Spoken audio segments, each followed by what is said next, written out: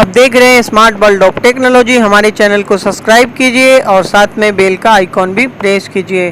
हम लेके आते हैं आपके लिए लेटेस्ट टेक्नोलॉजी की वीडियो। हेलो दोस्तों आज हम जो मुद्दा लेकर आए हैं, आज जो हम बात करेंगे वो फ्रिज से रिलेटेड है। यानी कि आपके पास फ्रिज है, कोई भी फ्रिज है और आपका फ्रिज कूलिंग नहीं कर रहा है, तो आप उसमें क्या चेक कर सकते हैं, वो आपसे संभव है ठीक होना या नहीं है। एक्चुअल में फ्रिज के अंदर प्रॉब्लम क्या है, क्या उसका वाकई में कंप्रेसर ख़राब है या उसके अंदर गैस की कमी है या कुछ सेंसर का फॉल्ट है। तो हम इसी विषय में बात करेंगे और काफ़ी विस्तार से करेंगे। मतलब छोटी मोटी बात को हम लेके चलेंगे। तो अगर छोटा मोटा प्रॉब्लम होगा तो आप खुद कर सकते हैं और ज़्यादा प्रॉब्लम होगा तो आपको बुलाना पड़ेगा मैकेनिक को। दोस्तों ज़्यादातर केस में क्या होता है कि जो भी मैकेनिक आपके पास आता है उन्हें प्रॉपर जानकारी नहीं होते हैं, तो वो इलेक्ट्रिकल के बारे में उनके पास ज़्यादा नॉलेज नहीं होता है। अगर उन कंप्रेसर नहीं चला, वो सीधा ज़्यादातर क्या करते हैं, कंप्रेसर चेंज कर दिए, पहले रिले चेंज किए, तुक्का मार के फिर कंप्रेसर चेंज कर दिए सीधा। तो दोस्तों कई बार मैकेनिकल फॉल्ट भी हो जाता है, जो कि आपको बिना कंप्रेसर चेंज किए हुए चाहेंगे तो उसको वाइंडिंग करवा के मतलब मैकेनिकल फॉल्ट करवा के और काम में यूज में कर सकते हैं। जो कि ऐसा कभी होता है कि 10 मिनट आपका फ्रिज कंप्रेसर चला फिर बंद हो गया, पहली प्रॉब्लम। दूसरी क्या होती है, कंप्रेसर हमारा चल ही नहीं रहा है। तीसरी में क्या है, कंप्रेसर हमारा चल रहा है लेकिन कूलिंग नहीं कर रहा है। अधिकांशतः ये 3 ही प्रॉब्लम आते हैं। तो चलिए इन्हीं तीनों के बारे में मैं आज आपको सोल्यूशन बताऊंगा। और दोस्तों एक चीज़ मैं आपसे रिक्वेस्ट करूंगा, अगर वीडियो आपको अच्छा लगे तो लाइक ज़रूर कीजिएगा, अगर नहीं अच्छा लगे तो डिसलाइक कर दीजिए। लेकिन दोस्तों कोई अगर परीक्षा देने जाता है तो उसमें वो एग्ज़ाम का भरोसा करता है कि भाई मेरा एग्ज़ाम कैसा गया, मैं पास हुआ या फेल, 2 आंसर आते हैं। तो ज़रूर आप ऐसा कीजिएगा। और देखिए दोस्तों, अगर सिर्फ आपके मेरा जितना सारा मेहनत है सिर्फ आपके क्लिक पे डिपेंड करता है, तो प्लीज़ इसको ज़रूर कीजिएगा ऐसा, ठीक है। चलिए देखते हैं दोस्तों। सबसे पहला जो चीज़ है वो मैं आपको पीछे लेके चलता हूँ फ्रिज के, ठीक है। पीछे आप देख सकते हैं कुछ इस प्रकार का होता है। ये देखिए, अब आपको क्या है, इसमें क्या होता है, इस फ्रिज में कुछ नहीं होता है। ये कंप्रेसर है, 3 वायर आते हैं जिसमें ये है अर्थ का है, इससे आपको कुछ भी मतलब नहीं है। अब ये ले लीजिए, ये मैं हटाता हूँ एक बार। यहाँ पे क्लैंप सा होता है, क्लैंप को थोड़ा सा दबाइएगा तो ये बाहर आ जाएगा, ये कवर है, ठीक है। अब इसमें क्या है देखिए, पहले मैं यहाँ प्लग निकाल देता हूँ अपनी सेफ्टी के लिए। अब ये देखिए, इसमें सिंपल सी एक वो पिन है, ये देखिए।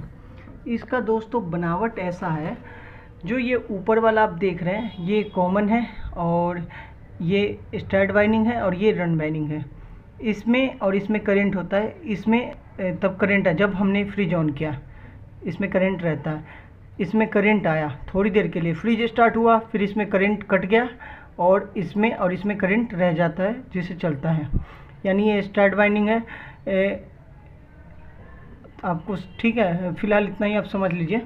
और ये देखिए, ये 3 वायर है, तो इसमें कॉमन है, एक रनिंग वाइंडिंग है और एक स्टार्टिंग वाइंडिंग है और एक रनिंग वाइंडिंग।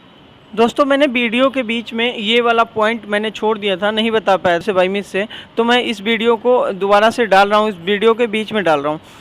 दोस्तों आपका कंप्रेसर ख़राब है नहीं ख़राब है, इससे भी आप चेक कर सकते हैं। ये तीनों जो आपका खूंटी देख रहा है कंप्रेसर के ऊपर, क्या करना है आपको, मल्टीमीटर को कंटिन्यूटी पे सेट करना है। कंटिन्यूटी पे सेट करने के बाद तीनों में बारी बारी से लगाना है आपस में।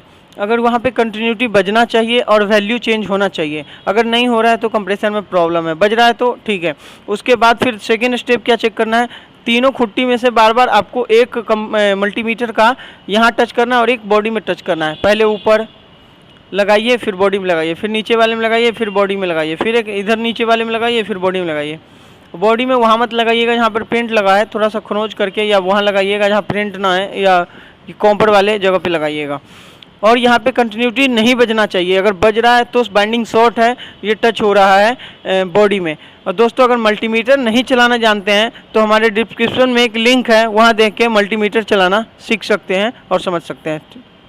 बस ये 3 है। ये बिल्कुल फैन की तरह होता है, जैसे आपके सीलिंग फैन में होता है उसी तरह है, ठीक है। और इस रिले का इतना ही काम है कि एक से सप्लाई जाती है और ये दूसरे वाली सी 2 हैं, एक में तो कंटिन्यू जाते रहता है, ठीक है, ऊपर में, और दूसरे नीचे में क्या है, पहले जब स्टार्ट में जाती है करंट और जब स्टार्ट हो जाता है फिर ये इसमें से करंट ऑटोमेटिक कट जाता है और रनिंग में आ जाता है करंट। इतना ही है। अगर आपका फ्रिज नहीं चल रहा है, ठीक है, तो सबसे पहला काम है, आपका फ्रिज कूलिंग नहीं कर रहा है, तो सबसे पहले तो आप कंप्रेसर लगा के ऑन कीजिएगा। अगर आपका कंप्रेसर स्टार्ट हो गया तो यहाँ हाथ रखिएगा, आपको यहाँ पता चल जाएगा कि कंप्रेसर स्टार्ट है नहीं है। ये स्टार्ट हो जाएगा, घूं सी एक आवाज़ आती है और आपको ये वाइब्रेट करने लगेगा। अगर आपको ये नहीं हो रहा है, ये स्टार्ट नहीं हो रहा है कंप्रेसर, आपको क्या करना है, यहाँ पर आना है बोर्ड पे अपने और एम्पियर को मल्टीमीटर को 220 पे मतलब एसी पे सेट करना है, ठीक है। एसी पे मैंने सेट कर दिया। जी, बोर्ड का वोल्टेज चेक करना है, ऐसा ना हो कि बोर्ड में ही करंट ना हो। ये देखिए बोर्ड में करंट आ रहा है, ठीक है। तो हम अब बोर्ड में करंट आ रहा है। उसके बाद क्या है, अब चाहेंगे तो इस वायर को चेक कर सकते हैं, ठीक है। मैंने आपको पहले बता रखा है, इस वायर को कंटिन्यूटी पे लाइएगा, ठीक है। कंटिन्यूटी पे लाने के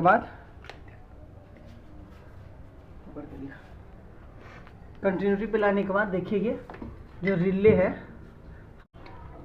सिंपली आपको वायर जब चेक करना होगा तो इसे निकालना है, इसे आपको यूज नहीं करना है। अब हम ये ब्लैक वायर ले लिए, ठीक है, ये वायर ले लिए। अब मैंने इसमें ठीक चेक किया, हाँ ठीक है, ये वायर इसमें नहीं आना चाहिए, एक है तो एक में आना चाहिए।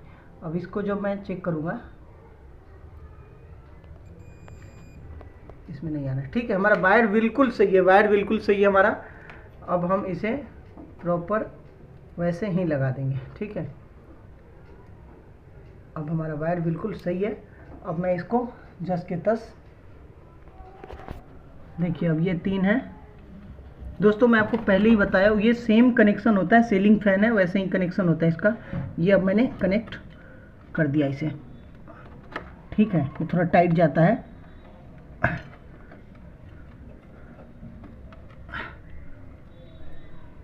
कनेक्शन कर दिया। अब मैं इसे क्या करूँगा, ऑन करूँगा। अगर ये फिर भी स्टार्ट नहीं हुआ इस स्थिति में, तो आपको क्या करना है, ये रिले चेंज करना है, ठीक है। रिले कई बार दोस्तों सही तरीके से कंटिन्यूटी चेक हो जाती है, कई बार कंटिन्यूटी चेक करते हैं तो भी ख़राब निकल जाती है। कंप्रेसर ना स्टार्ट हुआ उस स्थिति में आपका रिले भी चेंज कर दिया, ठीक है, मान लीजिए। उसके बाद हमने यहाँ ऑन कर दिया। अब आपको क्या है कि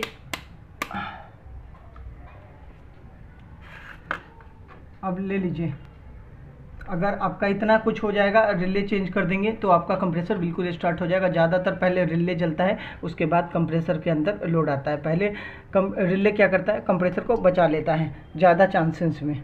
तो इस स्थिति में आपका कंप्रेसर को, अब दूसरी जो प्रॉब्लम आती है, हमने एम्पियर पे सेट करना है, ठीक है। ये देखिए मैंने एम्पियर पे सेट कर दिया है। अब मैं इसे ऑन करता हूँ।